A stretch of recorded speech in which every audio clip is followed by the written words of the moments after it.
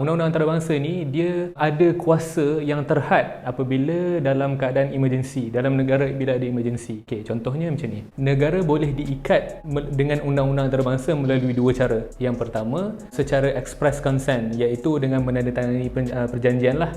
Macam contoh United Nation Convention on the Law of the Sea ataupun Rome Statute dan lain-lain lah. Yang kedua, melalui customary international law, yang mana jika satu undang-undang tu telah direcognize sebagai customary international law, maka dia akan mengikat juga negara lain walaupun negara tu tak sign perjanjian tu. Contoh perjanjian adalah United Nation Convention on the Law of the Sea, undang-undang laut. Kalau kita tengok negara Amerika Syarikat, diorang tak tanda tangan pun perjanjian ni, tapi disebabkan undang-undang antarabangsa telah mengiktiraf undang-undang maritim, undang-undang laut ni sebagai customary international law, maka dia juga akan ikat Amerika Syarikat untuk tertakluk bawah dia walaupun dia tak sign. Kalau kata contoh kita tengok dalam Vienna Convention 1969 ataupun kita panggil sebagai VCLT, mana-mana negara yang telah tanda tangan perjanjian ni, dia hendaklah dipatuhi, iaitu it must be performed in a good faith. Dalam bahasa Latin dia kita cakap sebagai Pacta sunt Fernanda. Maksudnya negara memang kena ikutlah perjanjian yang telah disign. Ini adalah asas dia.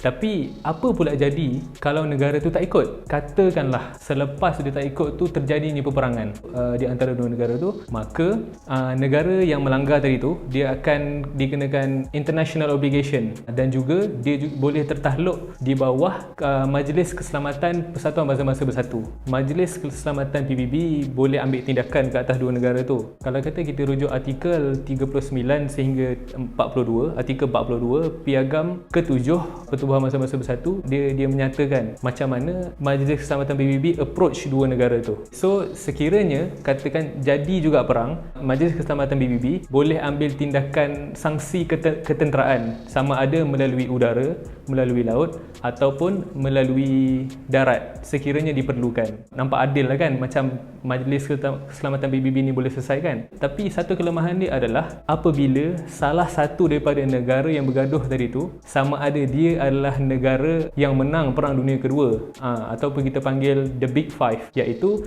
sama ada Rusia, China, France, United Kingdom dan United States, ataupun pihak tu merupakan salah satu sekutu bagi negara-negara veto ni. Kenapa? Kalau kata salah satu negara tu merupakan negara veto ataupun negara yang sekutu bagi negara veto, maka kita boleh tengok artikel 27/3 Piagam Persatuan Bangsa-Bangsa Bersatu mengatakan bahawa keputusan Majlis Keselamatan PBB ni perlulah bertepatan dengan undian beberapa negara, termasuklah permanent members of the United Nation, iaitu 5 negara tadi, negara veto. Katakan negara tadi tu tak setuju, maka PBB tak boleh arahkan tentera untuk pergi tolong negara tu apabila salah satu daripada negara yang 5 negara tu veto. Macam tu. Itulah yang jadi dekat Israel Palestin.